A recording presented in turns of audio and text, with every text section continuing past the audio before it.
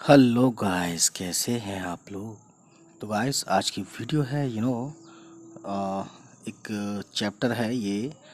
अगला हिस्सा है। इससे पहले हमने गज़ल हमने पढ़ा, उससे पहले हमने नस्र पढ़ा था। अब ये जो है तीसरा पड़ाव है। क्लास 9 की बुक है ये, नवाई उर्दू। तो ये जो टॉपिक है, ये जितने भी उर्दू दुनिया वाले हैं सबको ये काम आता है, ठीक है। और जो लोग रीडिंग है, स्टडी मतलब रीडिंग प्रैक्टिस करना चाहते हैं, वो भी हमारे साथ पढ़ेंगे। और इसमें जो अल्फाज आएंगे, वर्ड, टफ वर्ड आएंगे, उसकी मीनिंग मैं बताऊंगा, ठीक है ना। चलिए फिर शुरू करते हैं। ये नज़्म है, ठीक। नज़्म के मायने इंतज़ाम, तरतीब या आराइश के हैं। आम और व आम और वसी मफ़हूम में ये लफ्ज़ नस्र के मद्दे मुकाबिल के तौर पर इस्तेमाल होता है और इससे मुराद पूरी शायरी होती है। तो गाइस, यहाँ जो वर्ड है यानी नज़्म का मायने क्या है, इंतज़ाम है, ठीक है। इंतज़ाम यानी बंदोबस्त बोलते हैं जिसको, ठीक है। और इंतज़ाम का एक मीनिंग और है कि एक लड़ी में पिरोया जाना, ठीक है। जैसे माला होती है ना, तो माला में मोती होते हैं, तो एक ही लड़ी में पिरोए जाते हैं, ठीक है, एक ही उसमें धागे में। और तरतीब वही ऑर्डर या आराइश। यहाँ आराइश का मतलब होता है गाइस, आराइश का मतलब होता है सजाना, सजावट, ठीक है। आम और वसी मफहूम, यानी आम यानी कि जो कॉमन जो मीनिंग होता है, या फिर वसी मफहूम यानी बहुत वाइड और डीप मीनिंग जो होता है, ठीक है। वैसे वसी का मतलब होता है बड़ा, बहुत बड़ा, ठीक है, वाइड। मफहूम, मफहूम वही मीनिंग, मतलब, है ना। में ये लफ्ज़ नस्र के मध्य मुकाबिल होता है, यानी कि अपोजिट, यानी उसके सामने, है ना। किसके किसके ये लफ्ज़ नस्र के। नस्र बोलते हैं, अगर हम नस्र की बात करें, नस्र का मीनिंग की बात करें, तो ये जो वर्ड है, इसका मीनिंग है बिखरी हुई चीज़। तो एक होती है नज़्म, एक होती है नस्र। जैसे स्टोरी जो होती है वो नस्र में आ जाता है, और ये जो शेर व शायरी होती है, ये नज़्म में ये वाला पार्ट आ जाता है, ठीक है। गज़ल और नज़्म में थोड़ा सा फ़र्क होता है, और यही फ़र्क आज हम जानेंगे, ठीक है। तो आगे बढ़ते हैं। इसमें वो तमाम असनाफ, असनाफ बोलते हैं तरह, यानी किस्में, टाइप्स। इसमें वो तमाम असनाफ और असालीब शामिल होते हैं जो हियत के एतबार से नस्र नहीं हैं, ठीक है। यानी वो सभी टाइप्स हैं, वो सभी चीज़ें शामिल हैं इसमें, है ना।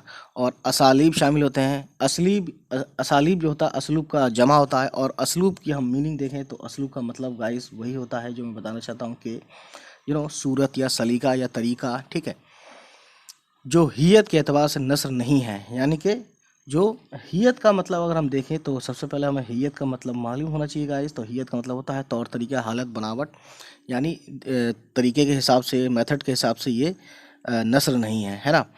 तो ज़ाहिर है ये शेर व शायरी है ना।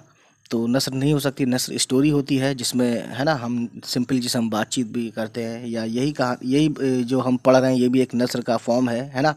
इसमें ये बताया जा रहा है कि नज़्म किसे कहते हैं, तो ये नस्र है, क्योंकि इसमें कोई रिदम नहीं है, कोई लय नहीं है, ठीक है। इस्तलाही, इस्तलाही बोलते हैं जो वो डेफिनेशन या वो मीनिंग जो पढ़े लिखे लोगों ने कुछ उसके अलग भी निकाल रखी हो, या कुछ अलग डिफरेंट मीनिंग, है ना।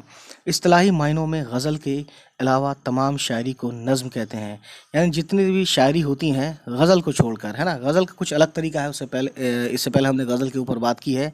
अगर आपने वो वीडियो नहीं देखी हो तो उसका मैं लिंक दे दूंगा नीचे, ठीक है, उसको देख लीजिएगा कि गज़ल कैसे कहते हैं, डेफिनेशन ऑफ गज़ल, है ना, उर्दू गज़ल। तो ये कहते हैं कि इस्लाही मायनों में गज़ल के अलावा तमाम शायरी को नज़्म कहते हैं, ठीक है। तो गज़ल के अलावा जितनी भी शायरी होती है वो नज़्म कहलाती है, ठीक। उसके बाद देखते हैं गाइस। आमतौर पर नज़्म का एक मरकज़ी ख़याल होता है, यानी एक सेंटर होता है उसका, किसी एक ख़ास बात पर पूरी नज़्म घूमती है। लेकिन गज़ल में क्या था कि उसके हर दो मिसरे पूरी गज़ल के अगले दो मिसरों से डिफरेंट है, एकदम इस दुनिया से उस दुनिया की बात हो जाती है उसमें, एक शेर में।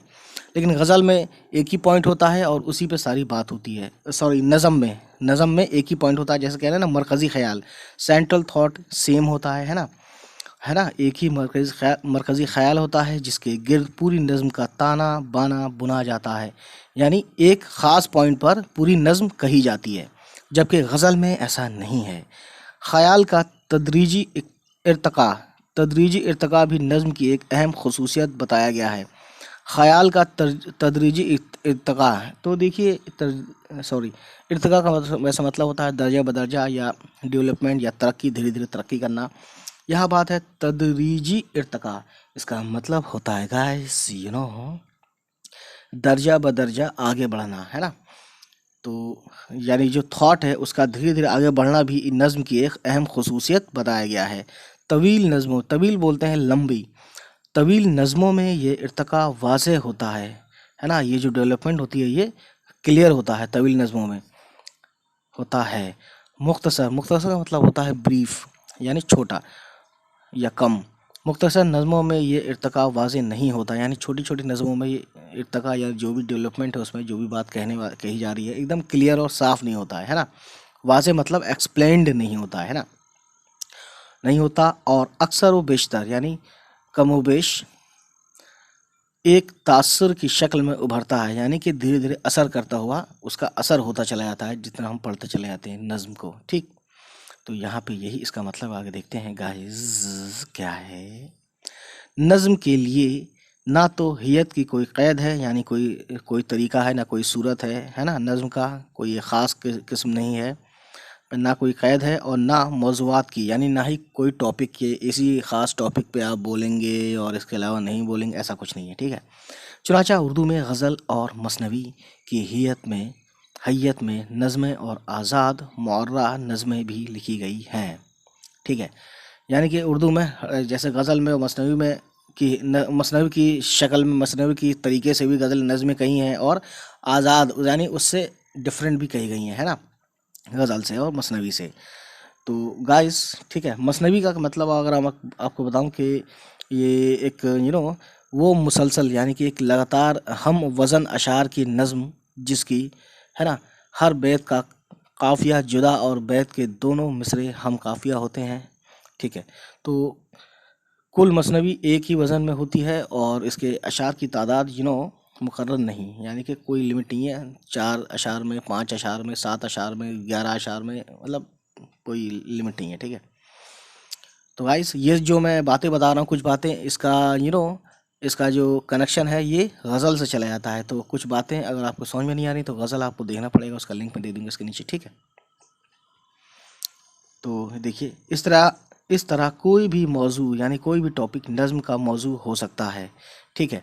तो गाइस आज की कहानी जो है मैं ये बताना चाहता हूँ कि ये कहते हैं कि हैयत के एतबार से नज़्म की 4 किस्में हो सकती हैं। तो देखिए आज की कहानी इतनी ही रखते हैं, लेकिन एक चीज़ मैं बताना चाहूँगा कि देखिए इसमें नज़्म की किस्में हैं, है ना। नज़्म की जो है मैं आपको बताऊँगा नेक्स्ट वीडियो में कि नज़्म की कितनी भी किस्में हैं, और यानी कि नज़्म की 4 किस्में हैं वो आपको बताऊंगा मैं। तो चलिए फिर मिलते हैं आपसे, और आज की कहानी इतनी ही, और अगली वीडियो के लिए आप बस हमारे चैनल को सब्सक्राइब करें और हमारे ज़रिए से उर्दू की कुछ अहम बातें सीखते रहें, ठीक है। जितना भी हम सिखा सकते हैं कोशिश करेंगे। चलिए मिलते हैं, बाय बाय, टेक केयर।